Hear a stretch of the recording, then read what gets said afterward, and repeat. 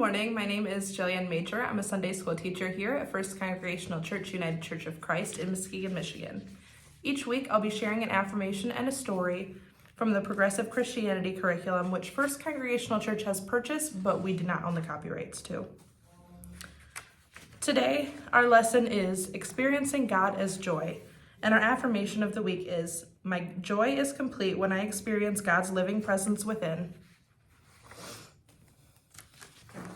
The story today is called The Shepherd's Joy. The shepherd's job is never done. The sheep need care every day and every night. The young shepherd Timothy was learning this from old Simon, his friend and elderly uncle. After walking the hills all day, they would gather up the brush and make an enclosure where the sheep would rest at night. It kept the sheep from wandering off into the dark. Then Timothy would lie down in the entrance next to old Simon and guard against dangerous predators that might come too near. Timothy knew that a good shepherd would give his or her life to save the sheep. Timothy was discovering that a shepherd's life was lonely, away from the activity of town.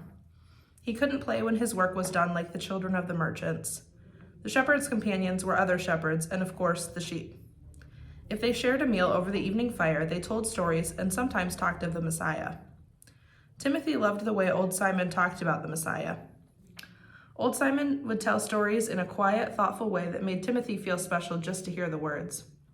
God had promised a Messiah or Savior who would be their king and conquer the Romans, who ruled cruelly over them. Everyone knew about the Messiah and prayed for his birth. Old Simon once said, "Timothy, you are young and have a good heart. The Messiah could come to you just as you hope. I'm old and haven't many days left. The Messiah must come soon if I am to see him." Timothy prayed hard for the Messiah to come quickly. On this night, Timothy slept close to old Simon for warmth. The old robe they shared as a blanket was scratchy, but it helped keep the chill out. After sleeping for a while, Timothy awoke with a strange feeling. It wasn't fear, but he was relieved to see old Simon up and awake too. They checked the sheep and listened for danger. Everything seemed peaceful, but the air almost tingled with anticipation. Old Simon looked up at the stars for reassurance and pointed to a bright, unfamiliar star among the ones he knew so well. The bright star cast a warm glow, and Timothy marveled at the sight. As they watched the star, its light filled the sky. Shapes appeared in the light, and Timothy could see angels and heard them singing. The singing filled his body and his mind with hope and wonder. Timothy and old Simon were rooted to the ground as the angels sang joyous news of the Messiah's birth in the city of David. The angels told them to go see the baby, who would be lying in a manger. Timothy felt as if he was in a dream, but also felt more awake than he had ever been. Old Simon hugged him hard, and Timothy could see the tears on his face in the light of the star. The Messiah had come. What had the angels said?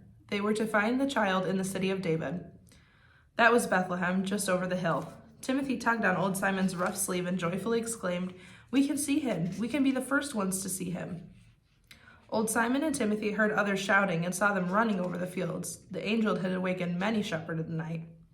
Timothy had a sudden thought and asked old Simon, "Who will guard the sheep if we go to Bethlehem?"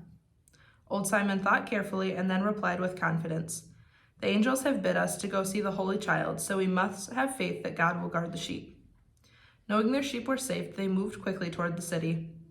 The shepherds easily found the stable where the new baby lay tucked in the manger. The star and angels guided them. It didn't surprise Timothy to find the Messiah among the animals, but the joy he felt surprised him.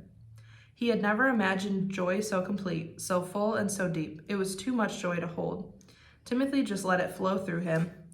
The joy was inside, and Timothy felt that he became joy, indescribable and more real than anything he had known before. The holy infant seemed to know what Timothy was feeling, and as Timothy gazed into his eyes, the joy bubbled up within him, and he kneeled in the hay next to old Simon. Together they bowed before the newborn Savior.